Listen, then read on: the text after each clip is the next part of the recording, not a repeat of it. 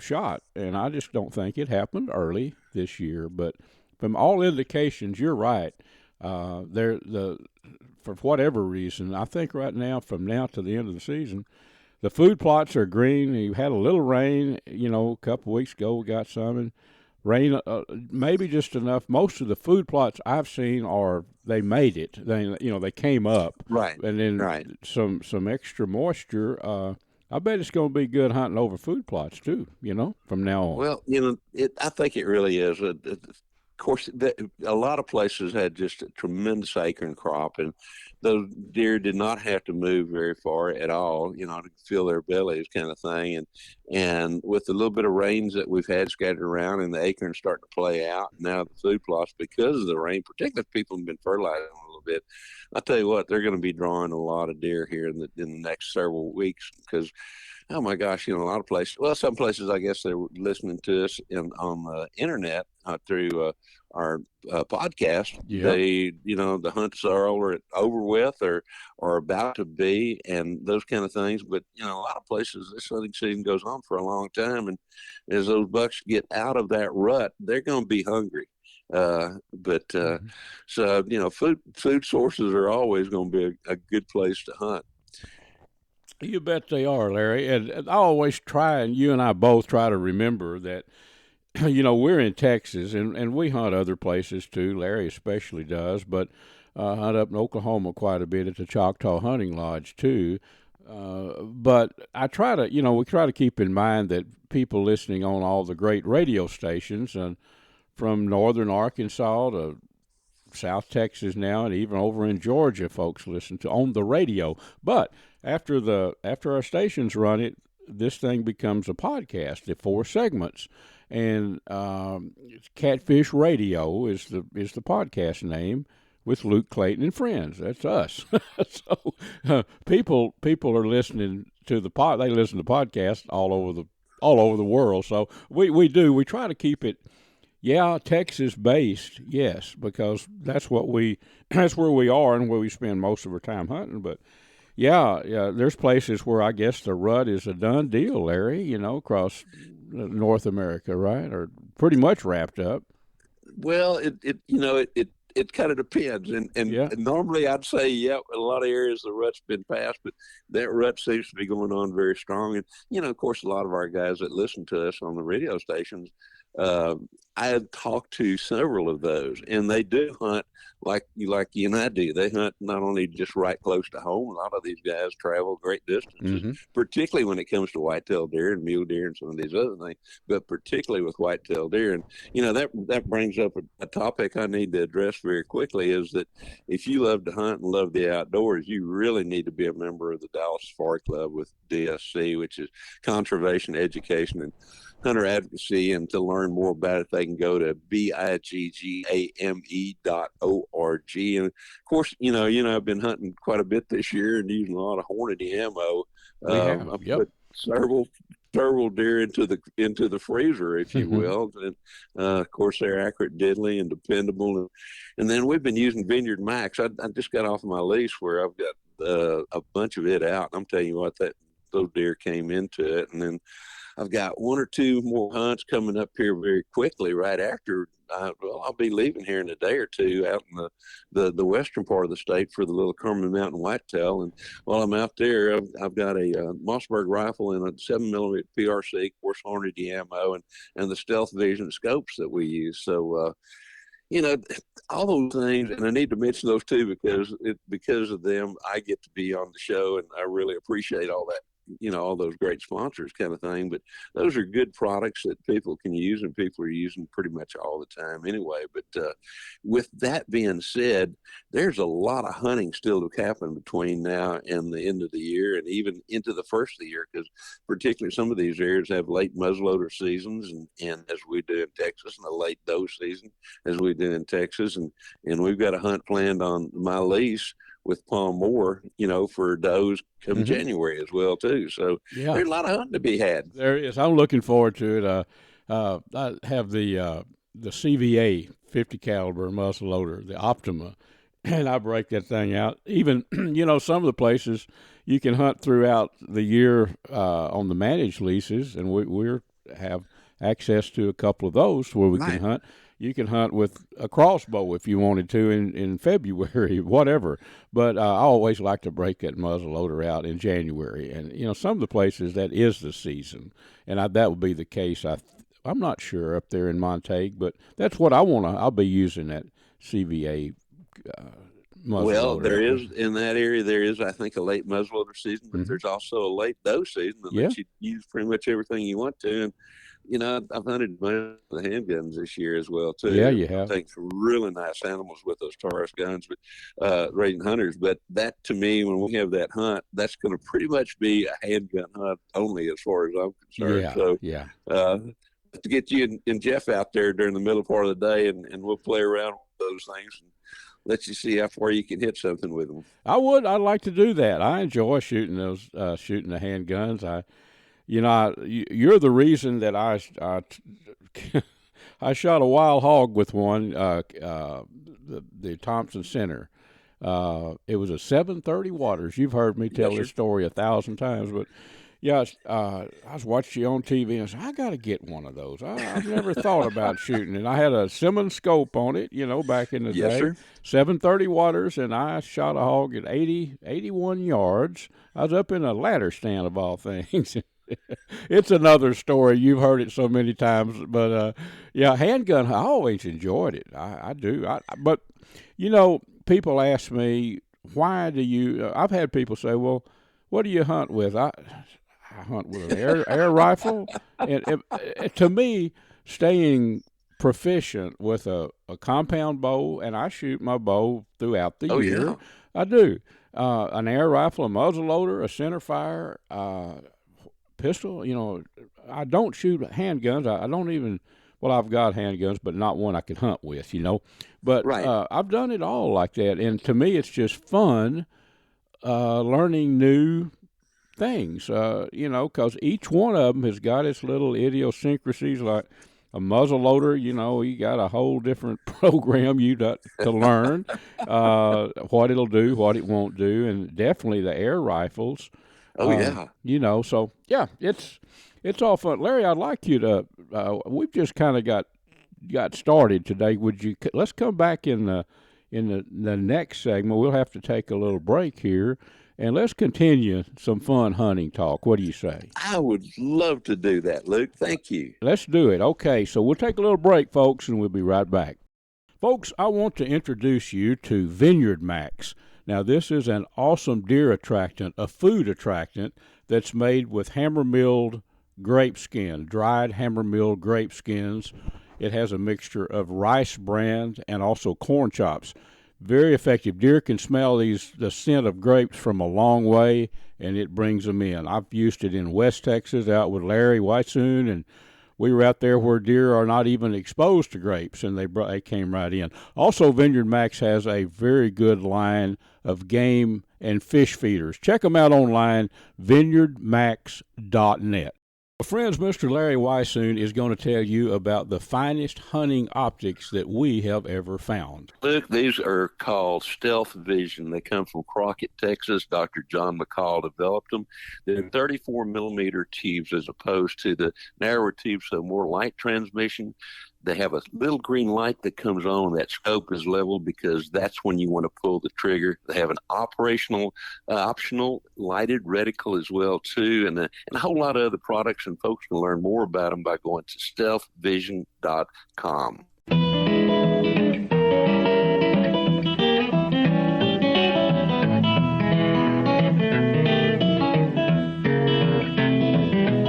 Folks, this segment is made possible by Smoking Tex electric smokers that I've been using a long, long time. I want to tell you about a one-stop shop for everything related to game feeders and fish feeders, Ultramatic feeders. I've been using components and feeders from Ultramatic feeders for 20-something years, I guess. They have the remote, which you can remotely activate your feeder with, the timer, which is the most simple timer that I've ever found on a game feeder, and then the eliminator. Check these out. They are worked on centrifugal force, and they seal off the corn supply so coons and squirrels can't get to the corn. Check them out. Ultramatic Feeders, you could go online to ultramaticfeeders.com. Well, friends, we are back with you now. Mr. Weishuhn is here, and I promised that we'd get Larry back, and he is here.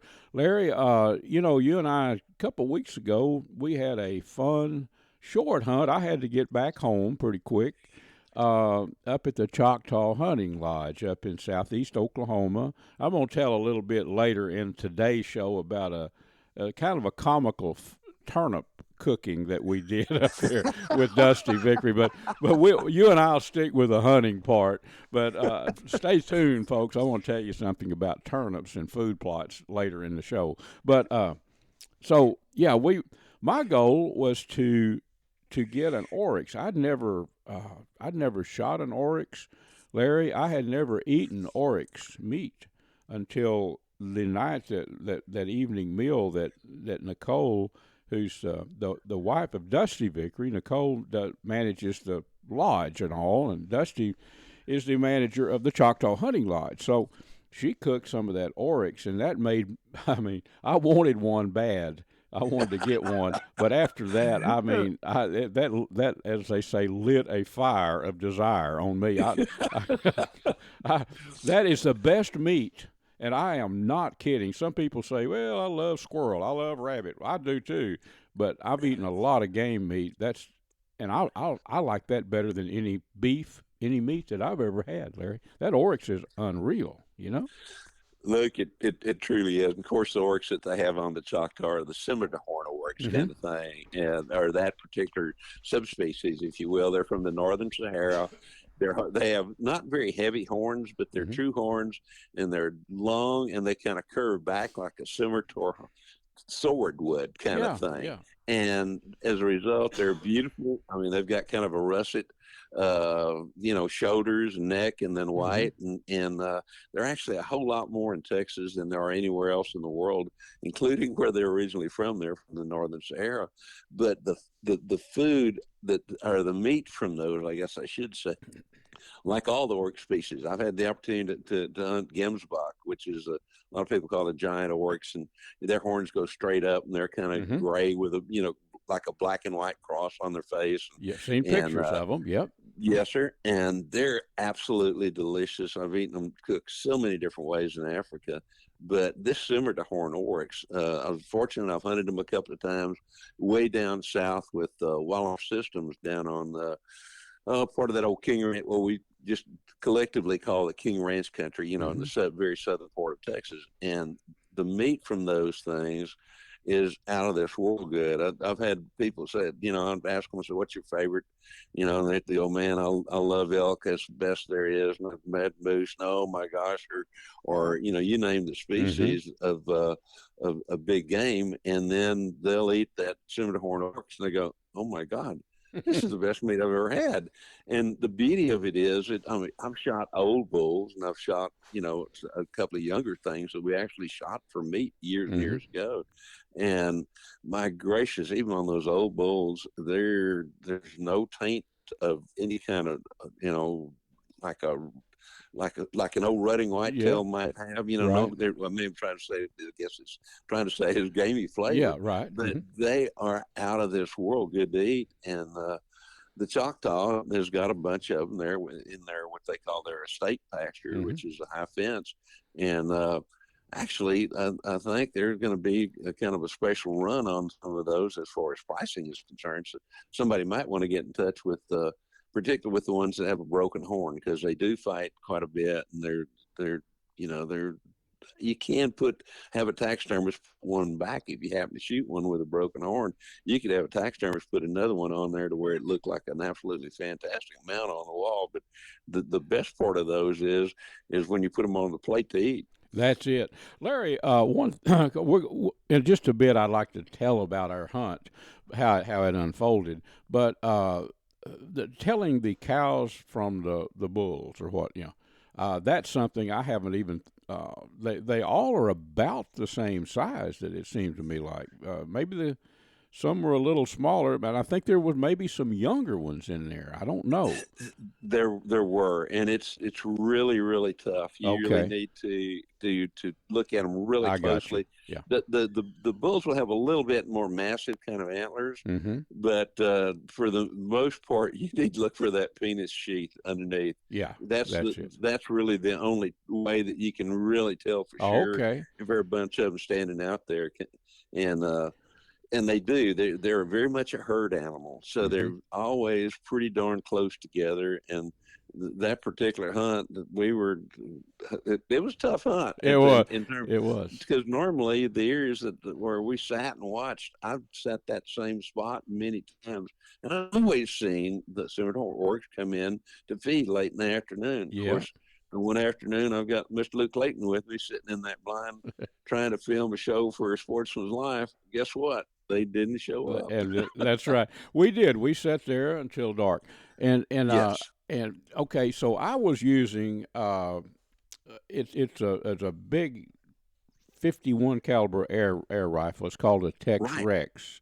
Yeah, by Air Force Air Guns. I'd shot their Texan. It's on the looks like a Texan, but it's the heavy duty. The 51 caliber. So I had that Right. thing loaded up with 388 grain Nelson uh, hollow points through Pyramid Air. So I mean, and I had it. So I had it topped, Larry, with a digital scope, not a thermal. Right. And Right. when you look at it, it films in color. You can film, just hit a button and it Yes, sir. films. So the thing about it, without an IR, this one was called it's an ATN. It's called an Excite. But you notice this without an IR, when you really couldn't see with the naked eye, it intensifies ambient light big time. You could see well after the sun had It went down. yes, it truly did, and I mean it made it look like daylight out there. It did, and the reason I'm bringing all this up is I had a plan on this, but it didn't work. But so you can use that thing when it gets dark. Now, if there's a big full moon, it intensifies the light enough to shoot just through the scope. But there's an IR, that little IR on the side that I had. Hmm. My plan was, and what I thought, well, okay, these rascals don't come in. It's perfectly legal, and they're not a game. You cannot hunt game animals, of course, No. with a light at all. No way.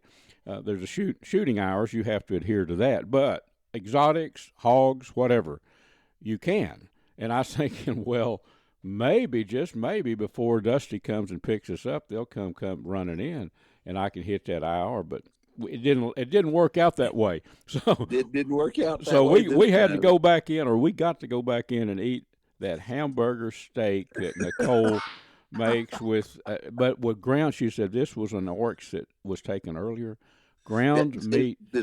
It was actually one that Dusty took Yeah, with an air gun while I was there for the avian hunt. you were there with him when. Yes, sir. We Yeah, filmed it for a Sportsman's Life, actually. that's right. It's there. You can go to folks.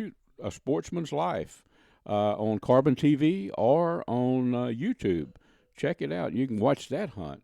So the next day, well, we set again. We were there before daylight, weren't we, Larry? And Yes, set it. sir. And we saw some beautiful turkey come through, a flock of turkey feeding on acorns coming through that mountain country. We saw some whitetail come in. We did not see oryx. And then when Dusty picked us up, we decided, well, maybe we can put the stalk on them. And Dusty had a pretty good idea of the area to look, and we Oh, yes. found them, but they did not. If anybody thinks that hunting on a big piece of 1,000 acres or more in mountain country, a high fence, cannot be challenging, that's not the case. We would get No. within, I imagine we got within, what do you think, 65 yards a time or two in Pretty the close to that, right? heavy cover. And it just, I was looking for one particular, what you might consider a management oryx, if there is such a Right. thing, a broken horn or whatever. Just an ethical shot did not happen. So now I do believe, I'm sure, had I had the time and just set from daylight to dark, those oryx are going to be around those feeding areas. So, but that's not the way it worked out. We went back and got to enjoy some oryx. So that was the icing on the cake, you know. It it truly was, and there's nothing wrong with wanting to go back to the Choctaw. I know you feel about it about the same way, or the same way I do. It's one of my favorite places on earth. I love going up there and spending time with Dusty and Nicole, and whether I'm hunting or they've got some fantastic fishing up there as well too, Yep. or whether just kind of kicking back there in the lodge and telling stories with Dusty's and whoever else is there. But that's a fabulous place, and I know you'll be back up there before too very long. Now that you have had the taste of oryx, yeah, I got to, like you said, that fire started. But put it this way, that 120 quart cooler, that my old cooler, it's not left the back of my truck. It's still there. I'm ready to load it up with oryx. Larry, thank you so much for being with me. We've been on this show together for 19 years now. Folks, I love it. Every week, and we've we've talked back in the day, covered you all over the world. A lot of times you'd call in on a phone from wherever. I mean, I remember Absolutely, from Europe, from Australia, from all South over the Africa, place, the southern part of Africa to, gosh, I think even one time from over somewhere in Asia one time as well too. You was up on some mountain on some horses that weren't too sturdy. I remember that. Larry, thank you for being with us. And folks, we've got a lot more coming up. So, Larry, you and I are going to be right back here next week for sure. So, already looking forward to that, man. I can hardly wait. Folks, let's talk a little outdoor cooking. Let me tell you about an electric smoker that I've been using for 15 years, I guess. Smoking Tex electric smokers.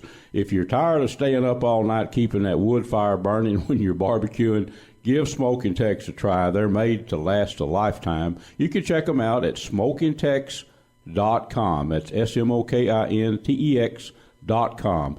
For seasonings, anything to do with outdoor cooking, all kind of jerky seasonings, sausage seasonings, Butcher Packer Supply. That's butcherpackersupply.com. I think the website is butcher-packer.com. Big Sam left Seattle in the year of 92 with George Pratt, his partner, and brother Billy too. Friends, this segment is made possible by Platinum Cadillac and Chevrolet in Terrell, Texas. Stop by and visit with my buddy Mr. Justin Rudd and his team of experts and let them put you in a new Chevy pickup or a Cadillac or whatever you might be in the market for. Also, the Choctaw Hunting Lodge up in southeast Oklahoma. Check them out at ChoctawHuntingLodge.com. Also made possible by Pyramid Air, your one-stop shop for everything airgun related. Well, friends, enough hunting, if there is such a thing. It's time to talk catfishing.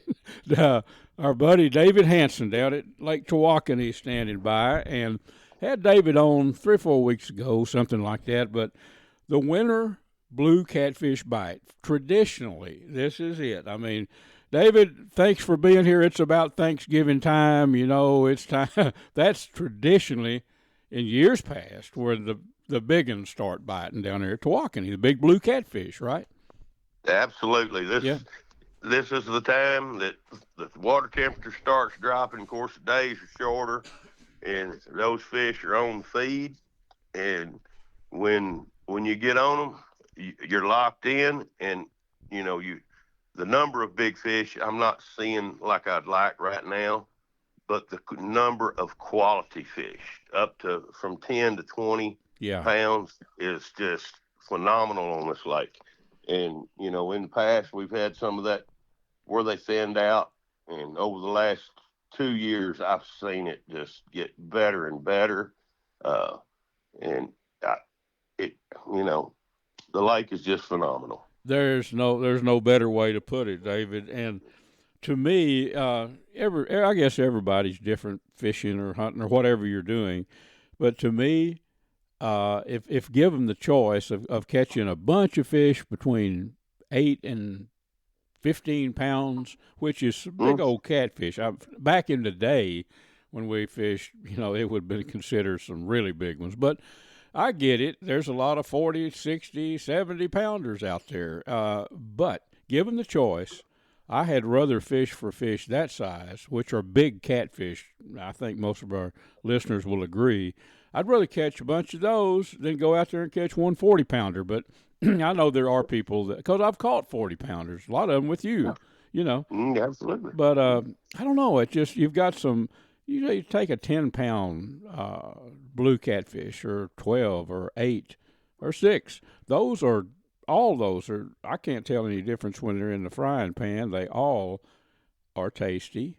And, they're not your brood fish, so to speak. So I'm pretty happy catching that size. And y'all are getting a bunch of those because I've seen your pictures on Facebook, David, Yeah, they're just, like I say, what I see is what I go back to 30 years ago when I started. Mm-hmm. And back then you could pull up in a spot. You might catch a few little ones, but before the day was over, you'd have that cooler full of fish from 8 to 15, 18 pounds and, just wear them out. But it's getting back like it was back then, and which it, still makes us the best catfishing lake in this state. I don't care how you put it. There's no question. Back when we met years ago, many years ago, I was doing the fishing tips thing in the Dallas Morning News on Thursdays.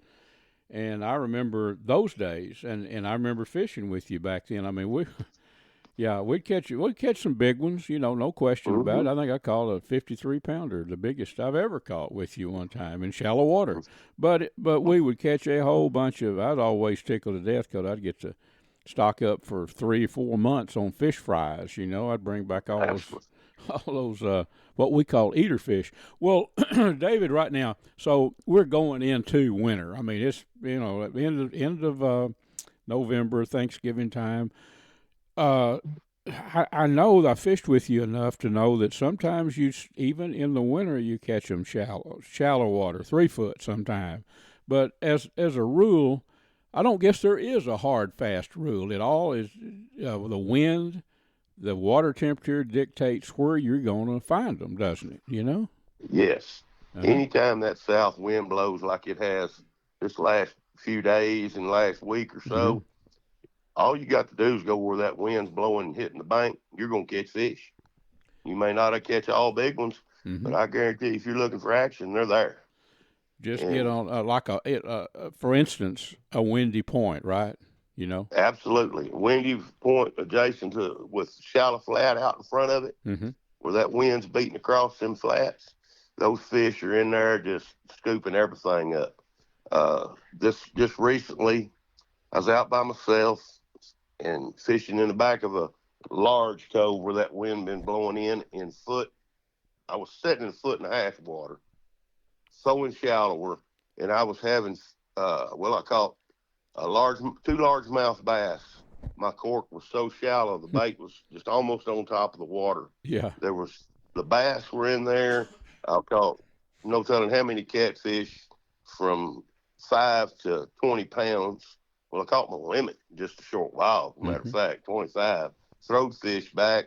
They're just aggressive and feeding in those situations. And you find you a couple spots like that, and you don't even have to move for the rest of the day. You sit there and fill your box up. David, explain to our friends listening, why that's good. A windy point, or I guess in some situations a windy shoreline that might have close access to deeper water. Why is that good? Well, it's particularly in what we're seeing right now. We've had all this warm weather. The bait still, thinks it's early fall.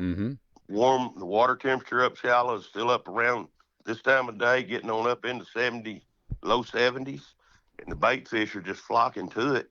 Then you got the wind blowing in there, and it's stirring all that mud up and all those little particles. When you catch these fish, a lot of them look like they have wet cottonseed hulls. A lot of people don't know what that is, but it looks like a mass of cotton with dirt in it. that they're just going through that water and sifting through and picking up. Of course, it'll have shad stuff mixed in it. Yeah, yeah. But there's so much in there for them to feed on that they're naturally drawn to it. And if you're fishing one of these areas and let's say you're on the edge of the point where it goes around and keeps going, say, north. Mm-hmm. Yep. Okay. You're going to look on that side and there's going to be a mud line. Mm-hmm. Out in the water. You can see that cloudy water all the way out there.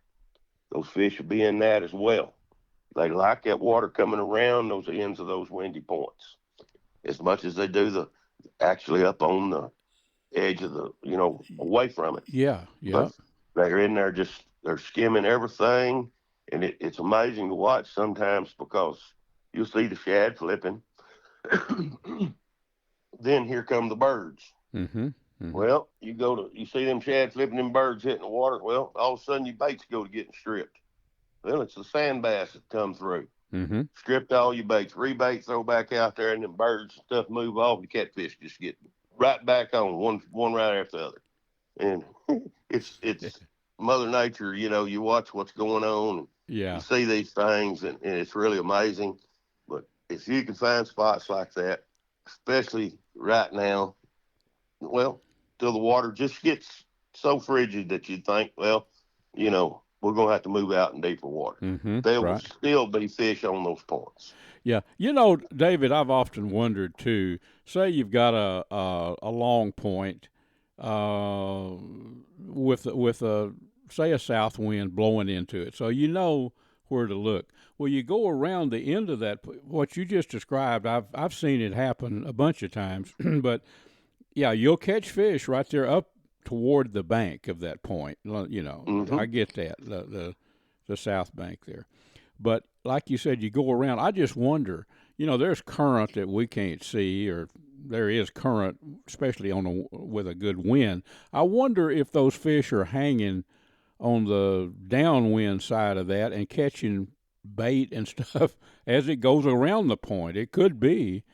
I've seen that many times right there where I fish out of now. It's called Sky Point RV Park. Uh-huh. Before they put this RV park in there, that bank right there run north and south. If that wind has blowed, it didn't matter. You go right to the end of it, and you'd see that mud line, or you can move back down it a little ways. And those fish are coming to that like a magnet. And it's absolute like what you're saying. They are drawn to it. There is current coming around that from all the wind, and it's just a natural feeding area.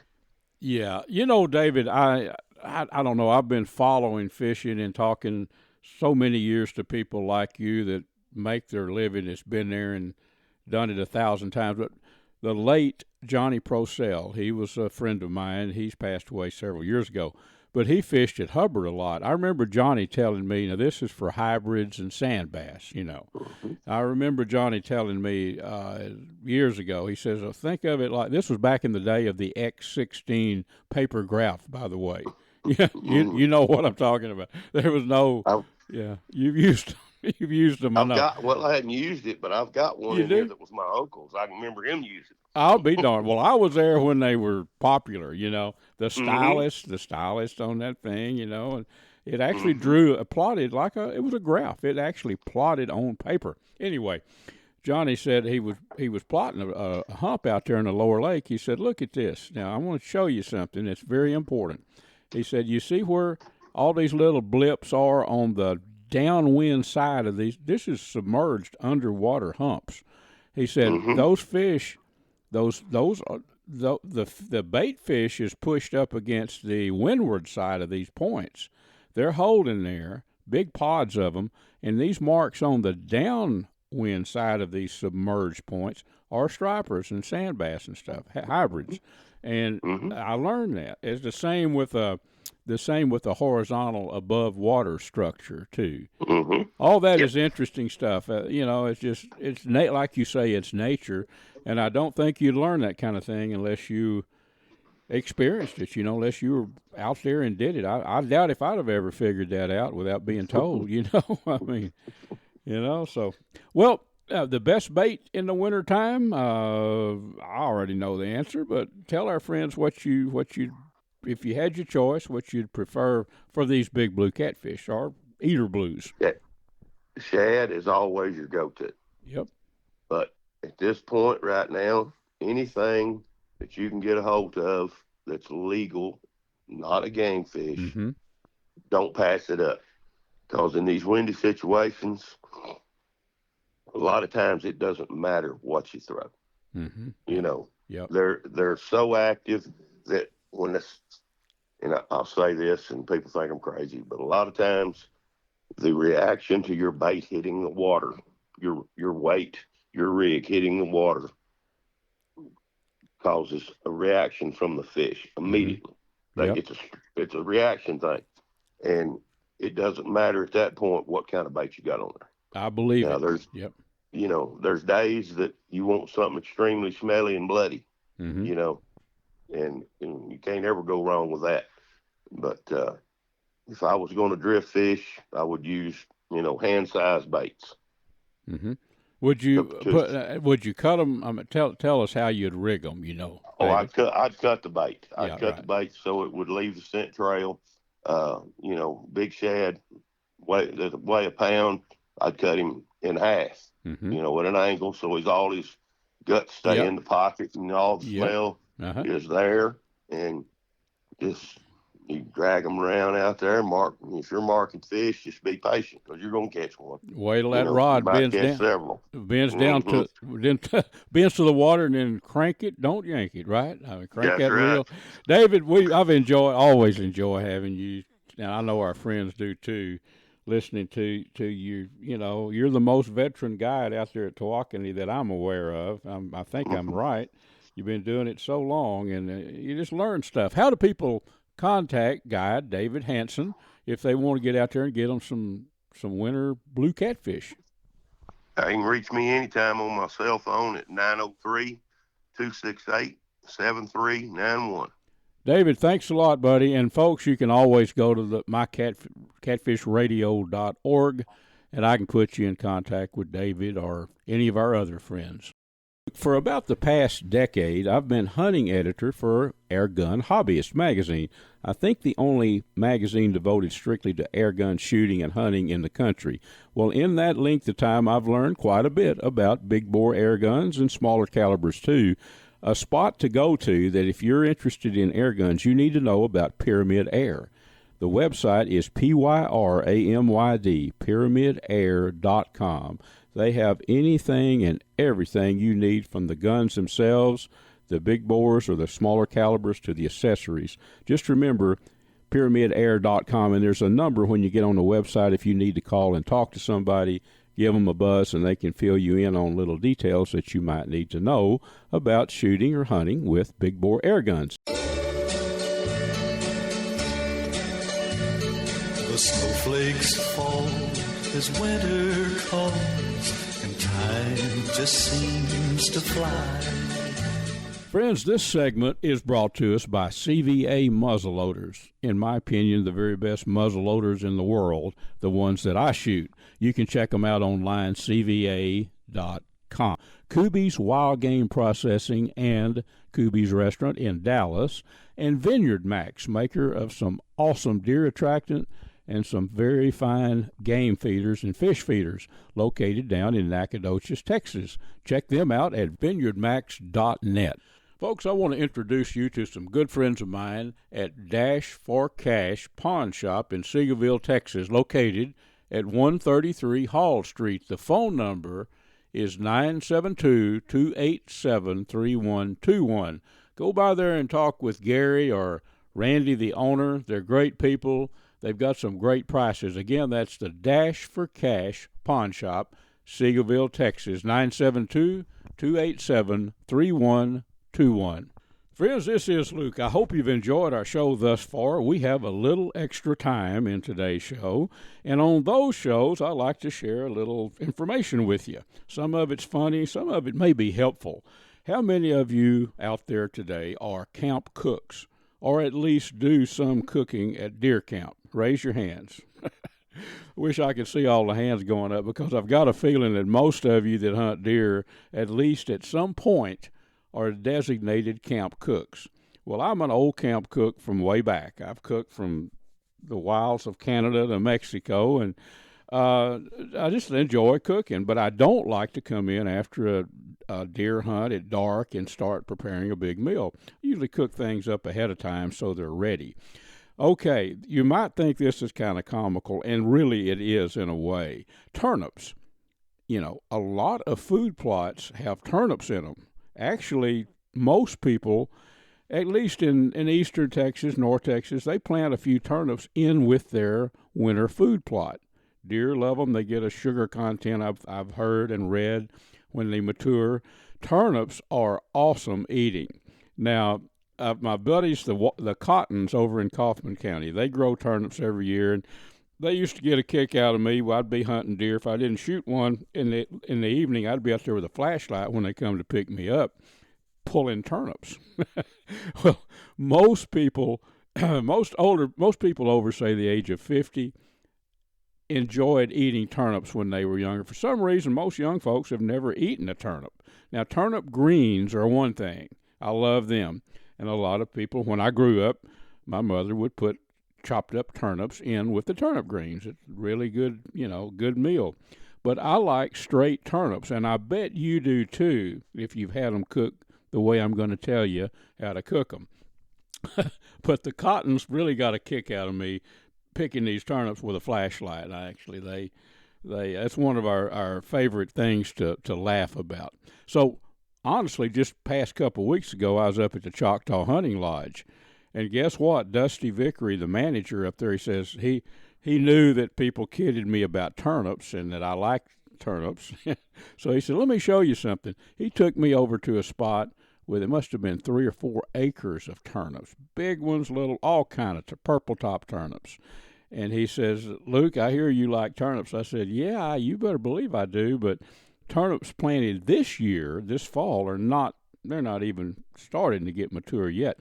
These turnips were volunteer turnips from last year's crop, and it was lush with turnips.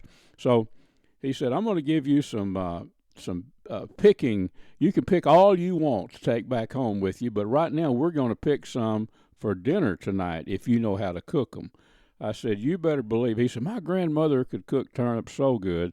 And I said, well, I don't want to sound, overly, braggish, but I can cook turnips as good as your grandmother. He looked at me and laughed. I said, let's pick some. So we had a big mess of turnips.